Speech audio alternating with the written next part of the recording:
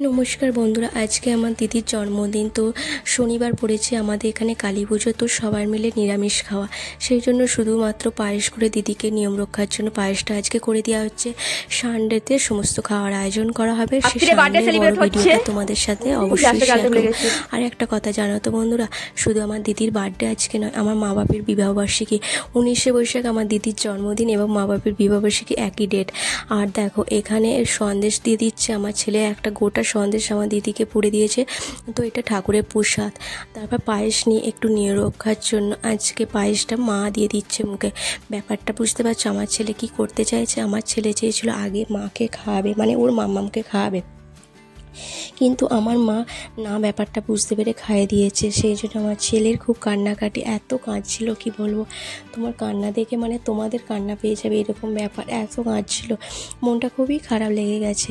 তো সবাই মিলে খাওয়াচ্ছে, আমার বাপি খালো, এটা হচ্ছে আমার মামা, সবাই মিলে কালী পুজো দেখতে এসেছে।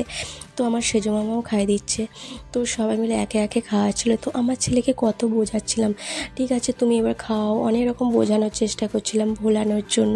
তো আমার ছেলে কিছুতেই শুনছিল না। তার মাম্মামকে খাওয়াতে পারিনি বলে তার মনটা খুব খারাপ, খুব কষ্ট পেয়েছে বেচারি। তারপর আমার বরমশাই খাইয়ে দিয়েছে। আমার বরমশাইয়ের কাছ থেকে আমার দিদি ডবল গিফট চেয়েছে, সেই জন্য আমার বরমশাই বলছে আমার ডবল গিফট আনা আছে, তো তোমাকে কেক কাটার সময় দেবো, যেহেতু পরের দিনে কেক কাটা হবে। দেখো সবাই মিলে পায়েসটা খাইয়ে দেওয়া হচ্ছে। তো আমি খালাম, আমার বোন, আমার জিজু খালো, কিন্তু আমার ছেলেটা খুবই কষ্ট পেয়েছে। তোমরা পুরো ভিডিওটা দেখো, আমার ছেলের কান্না দেখে তোমরা থাকতে পারবে না হয়তো। তো আমি তো খুবই কষ্ট পেয়েছি। আমার ছেলে এডিট করতে করতে আমার ছেলের কান্না দেখে আমি খুবই কষ্ট পেয়েছি। তো তোমরা পুরো ভিডিওটা দেখো।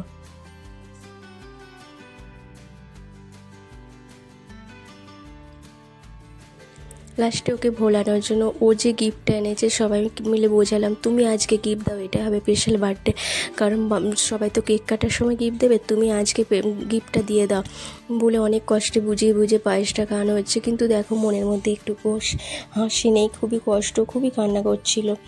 দেখতেই পাচ্ছ মুখটা কীরকম করে রয়েছে। আমার ছেলের কান্না দেখে সত্যি আমি আর থাকতে পারছিলাম না, খুবই কাঁদছিল, ঠোঁট ফুলে ফুলে এত কান্না করছিল যে কি বলবো, তোমাদেরকে বলে বোঝাতে পারবো না। আর ওর কান্না দেখলে আমি থাকতে পারি না, ও কষ্ট দেখলে আমি থাকতে পারি না, যেহেতু আমার ছেলের কান্না দেখে আমি সত্যি থাকতে পারছিলাম না। এডিট করতে করতে আমার চোখ দিয়ে সত্যি বন্ধুরা জল এসে যাচ্ছে ওর কান্নার কথা মনে করে। দেখো একটা কি সুন্দর গিফট দিয়েছে, এটা সেই মিকি হাউস না কি বলে জানি না ঠিক কী গিফটটা বলে। এই যে পয়সাটা দিল আর বিড়ালটা নিয়ে নিল, খুব সুন্দর গিফটটা হয়েছে। জানো তো বন্ধুরা, এই গিফটটারও অনেক কাহিনী আছে। আমার ছেলে নিজে পছন্দ করে গিফটটা কিনতে গেছে, ওর মামামকে নিয়েই গেছে, মামামকে দোকানের বাইরে দাঁড় করিয়ে এই গিফটটা কিনেছে। তারপর বাইরে বেরিয়ে এসে সারপ্রাইজ দেবে বলে গিফটটা কিনেছে, কিন্তু বাইরে বেরিয়ে এসে এতটাই পেট ফাল্লা, না বলে থাকতে পারিনি, সেই জন্য বলেও দিয়েছে। কেমন লাগলো ভিডিওটা অবশ্যই বলো।